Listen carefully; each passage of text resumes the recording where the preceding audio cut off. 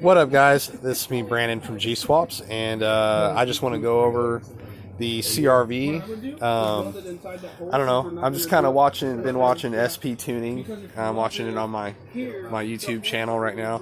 They're actually doing the viskus coupler. I actually just purchased a viskus coupler at my local salvage yard for $40 today. Believe it or not, $40. It was the whole drive shaft actually, and they just called it a carrier bearing. I kept telling them that it was a viskus coupler, and it works kind of like in a way, it kind of works like a torque converter for the drive shaft. You know, it only allows so much to the back wheels, and it keeps everything close to 50-50. But anyways, I have some big plans for the CRV coming this year, 2020. I hope everybody is actually doing okay, and everybody's healthy and stuff with the stuff that's really going on. I've been having to work every day because of my type of job that I do. And I don't work automotive, but I have to work every day for construction, and I build apartments and stuff like that. But my Hondas are my hobbies. So, but anyways, I want to give a shout out to my best friend Wyatt Gann. He basically funded this H2B flywheel for the CRV for me. He paid for it, and I gave him basically a transmission for his car and a clutch and stuff, everything he needed to get his car fixed. So that kind of worked out. This is the Clutch Masters flywheel. It is a H2B specific flywheel. Okay, so I'm adding that to the QSD kit that I already have. And I think I'm going to pause this for a second here and continue talking about this. So 1 second, guys. Measuring out on this piece of steel. Okay, so as I was saying, this is the Clutch Masters specific H2B flywheel. This is, in my words, I want to say this is kind of a must for an H2B kit. Granted, I've been running the QSD spacer without any problems for probably 15,000 miles now on my CRV H2B that I've gotten it. I do about 3,000 miles a month because I drive 100 miles a day to go to work.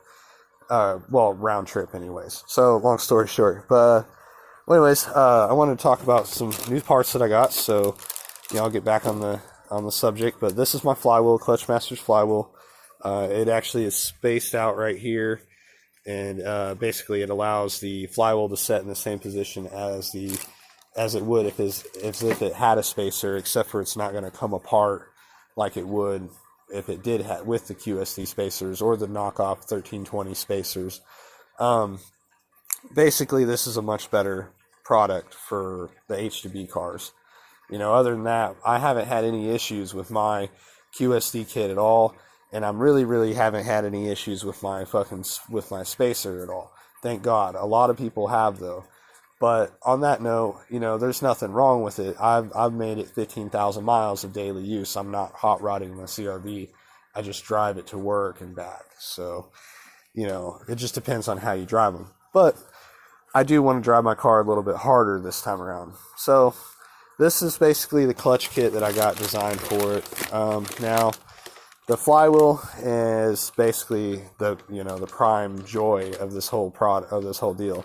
I ended up going with a eBay Clutch Max, and this is a stage 5 verified because I got a higher clamping force pressure plate, and I also have a 6-puck with no springs. I'm used to driving diesels, and none of them have springs either, so for me, this is normal than having a sprung clutch that has a little bit of give right before it engages.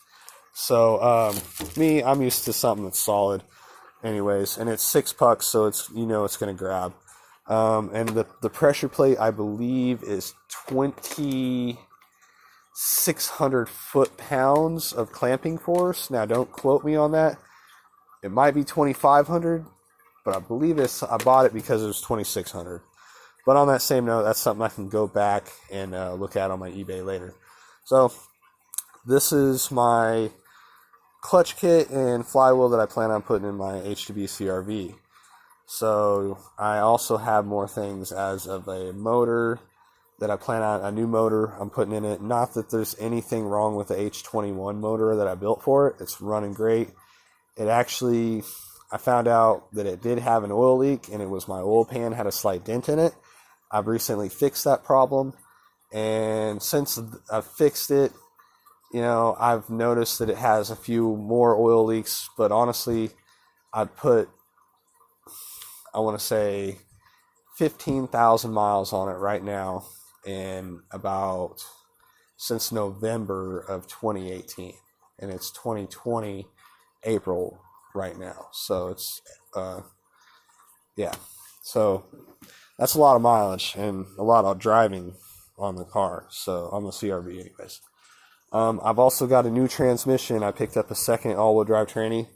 Not that there's anything wrong with this one, it's just that I'm getting some weird noises when I turn, and this happened honestly because me hot rodding, having fun, and I launched the car off two-step one time, and well, it was in the rain. The front spun, and then the back spun after that, and then I just let off, and then ever since then, and it was honestly when I first hooked up the drive shaft, but ever since then, I've had like a clicking noise when I turn really, really sharp, and I know it's not the axles because I've changed both CV shafts as well. So I know it's not the axles with that. I haven't torn into the tranny at all. I just drive it every day, honestly.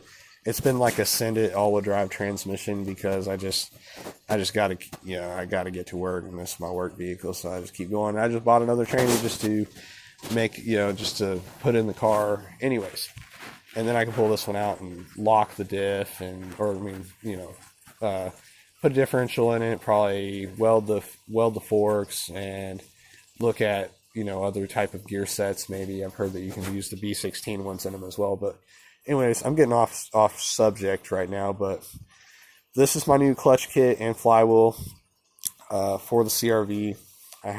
It's going to be going in it soon. I've also got a new motor, new tranny, ready to go into it, and I'm sure I've got a few more things for it. I got new tires the other day, brand new. Converted it over to 235 75 15s, and I have 5 of them because I have a spare, and they're all brand new.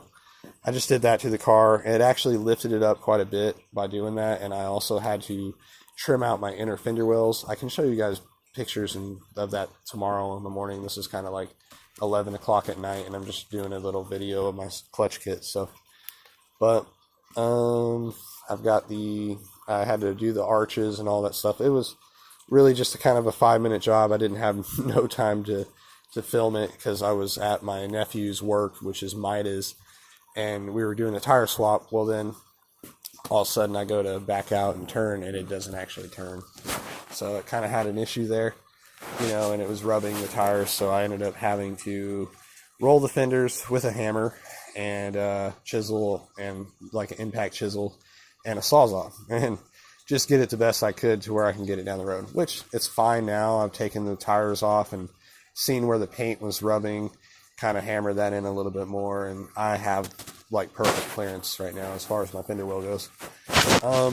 But other than that, I do plan on lifting the CRV, and I've got a lot of stuff ready for the drive shaft. I've been working on that recently, so not only am I going all-wheel drive 5-speed, H2B, and having a badass, really good clutch system in it, I just picked up a viskus coupler the other day for $40 at my local salvage yard, and I've already taken apart another differential and locked the pin and basically welded up the clutch packs in the pins.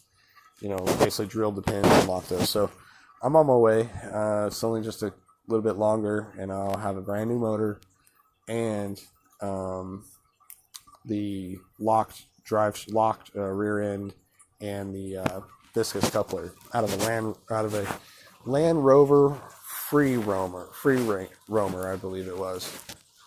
But as far as the new motor, let me get into that real quick. It is a H22 A4, except for it's got iron press-in sleeves, no block guard, and it's got DNA aftermarket free-floating pistons, which are replicas of the H22A4 pistons, except for they're brand new.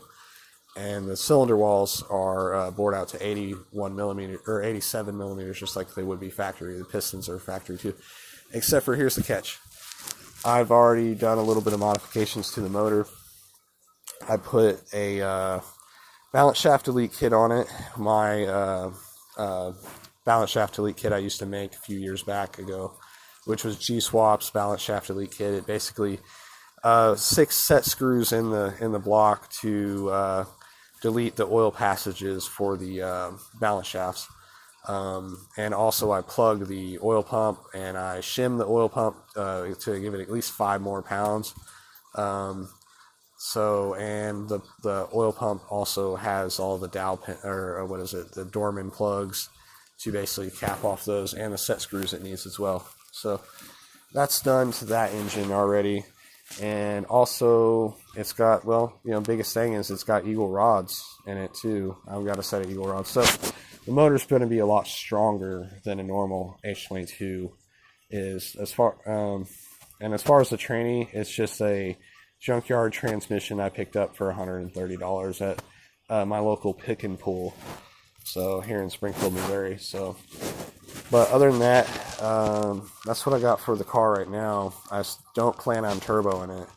I don't want to turbo it. Like, if I did anything, it would probably be a supercharger on this type of vehicle, but I don't plan on doing that anytime soon.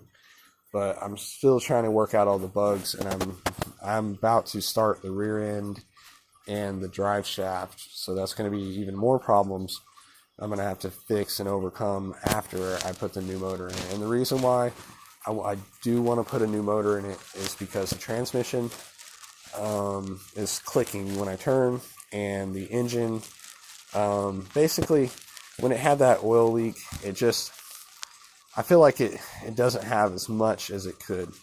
I feel like, it's a stock motor, stock rods, stock pistons, and stock cylinder walls, stock head.